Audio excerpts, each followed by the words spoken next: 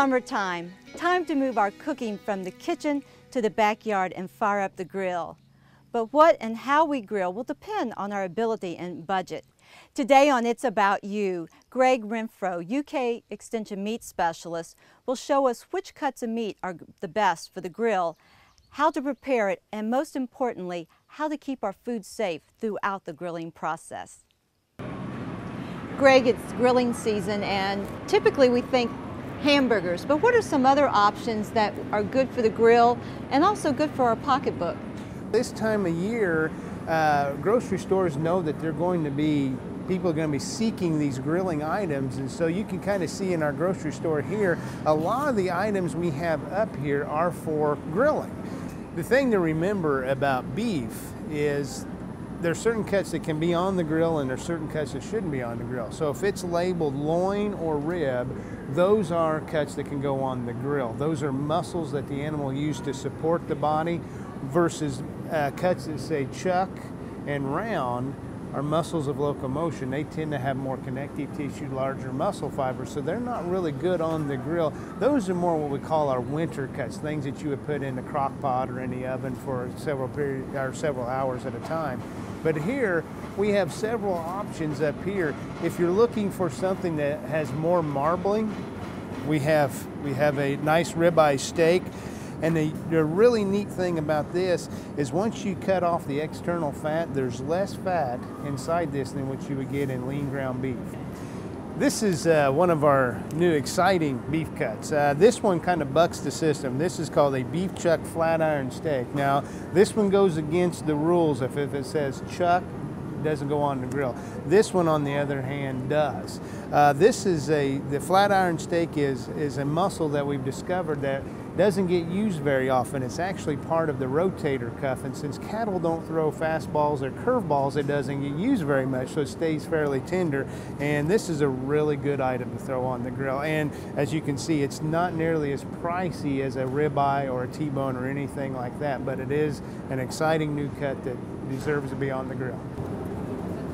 This is another really good cut to put on the grill. This is a whole boneless pork loin. And you may be taken back by the size of it, but this is buying it in bulk. You can save some money.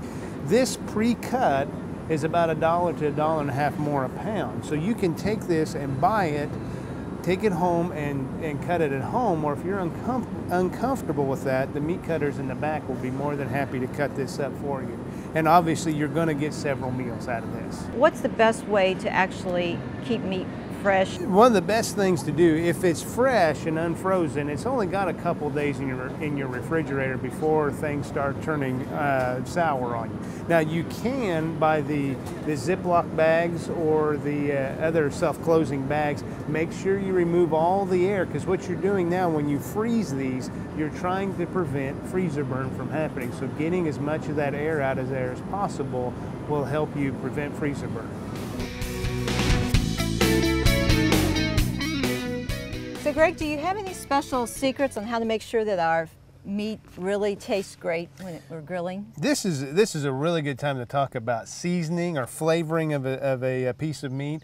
A lot of chefs like to take things and make it simple, usually salt, pepper, and usually garlic. You can get really crazy if you want to and put different types of rubs or marinades or seasonings like that on. Seasoning salt works really well. Season those items before and then put those on the grill. Well, you just mentioned some tips on how to make sure that our meat tastes really good, but we know even more important is how do we keep it safe?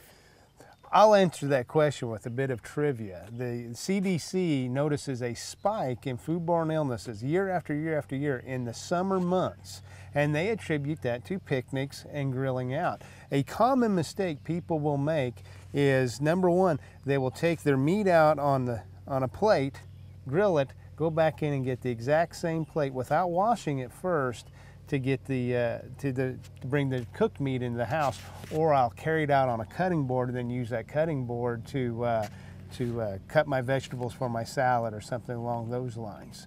So a good rule of thumb, make sure you use a separate plate, and keep, for picnics, keep hot foods hot and cold foods cold. And when you say that, how can we test if we really make sure that our our items, especially meat, are the right temperature. And I know that there's always a lot of discussion, especially about hamburgers. So.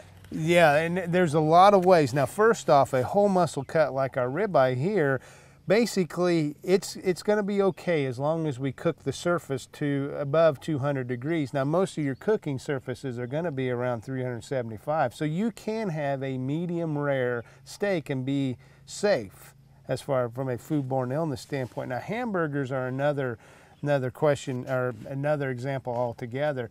Each of those little strands of hamburger has a surface area that can contain bacteria, so it's a good idea to cook those to a 160 degree internal temperature. And you can buy any type of thermometer. You can use this little dial thermometer here. Just make sure that when you put the probe in, that you try to make sure you get it in the geographic center of the piece of meat. Or if you really want to get fancy, you can get one of these digital thermometers. Now, this will also tell you the internal temperature of the oven or your grill or whatnot. And so not only does this work really good for grills, this is something you can use year-round when you're cooking that roast in the wintertime. And it's a fairly cheap digital thermometer.